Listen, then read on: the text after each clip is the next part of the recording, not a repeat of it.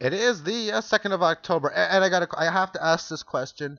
It's important. Who is the 67,752,357th richest person in this world? I need to know this, and how much in net assets does that 67 plus millionth person have? It's important because, well, I seen an article that there's actually 10 million millionaires, and thus I guess that the 67th millionth person would be most certainly less than $1 million.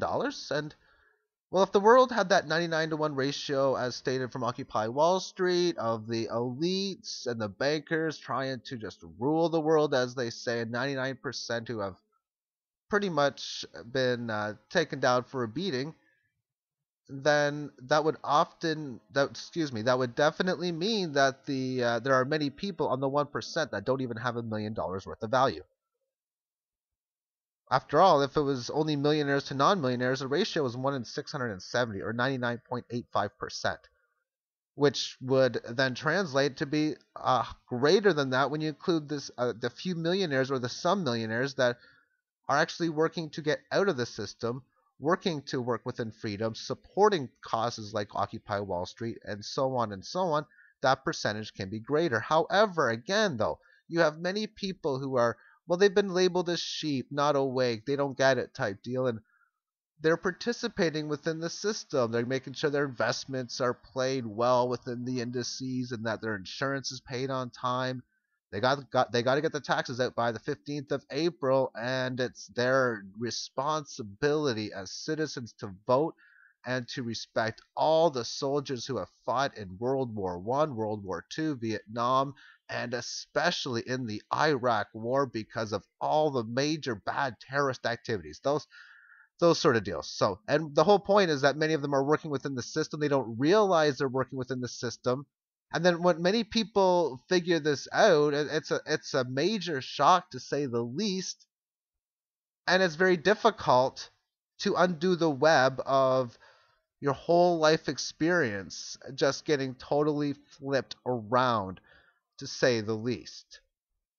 But when we see a situation in which we have these protests, and this is the first time ever where I've seen a decent sized protest have no protesters having any major violence whatsoever. And I don't even know about intermediate violence. I think the worst thing I've seen them do is throw a police hat. That's, oh wow, such a big bad thing for someone to do. And well, because of this, you have not heard on mainstream media these people talking about how the protesters are anarchists, that and hooligans. You're not hearing that because they're not, and that would be a massive lie. Instead, I guess it's a minor lie in that they don't have a plan.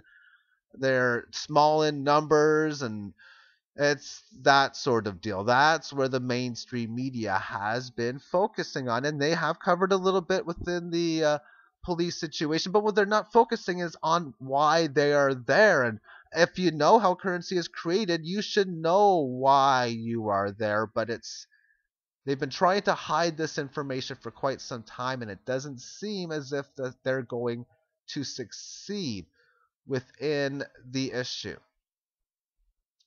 Now, I wrote some other things down, but I'm really not going to go over too much because it's really a waste of time for the most part. But assuming that the average millionaire has 4 million, then they could probably give each person 5,900 with a population of 6.7 billion. But I guess if we throw in the little bits of scraps that the 99.85% the rest of the world has, then maybe each person would get lowered to negative 15,000. Well, because of the debt system, debt being guaranteed, the earth and debt, so many fiat paper rectangles that we'd have to do it. So, well, I hope you get my point.